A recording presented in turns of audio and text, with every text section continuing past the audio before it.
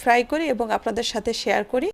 মাওয়া ঘাটের ইলিশ ফ্রাই, ইলিশটা ভালো করে কেটে ধুয়ে লবণ আর হলুদ পরিমাণ মতো দিয়ে সরিষার তেলটা একটু বেশি দিতে হবে। মাওয়া ঘাটের ইলিশ ফ্রাইতে সবসময় তেলটা একটু বেশি দেয়, খাঁটি সরিষার তেল। দেখতে পাচ্ছেন আমি কতটা তেল দিয়েছি। এইভাবে উলাট পালাট করে এপিট ওপিট লাল লাল করে ভেজে নিলাম। আপনারা ইলিশ মাছ ভাজাটা দিয়ে ভাতের সঙ্গে খেয়ে নেবেন। যদি একটু থেকে যায় পরবর্তীতে কোনো সবজি ভাজির ভিতর দিয়ে দিব, সমস্যা নাই। যে পাত্রে আমি ইলিশ মাছটা লবণ হলুদ দিয়ে ম্যারিনেট করেছি ওই পাত্রে পেঁয়াজ কুচি ভালো করে মেখে দিয়ে দিলাম এই সরিষার তেলের ভিতরে।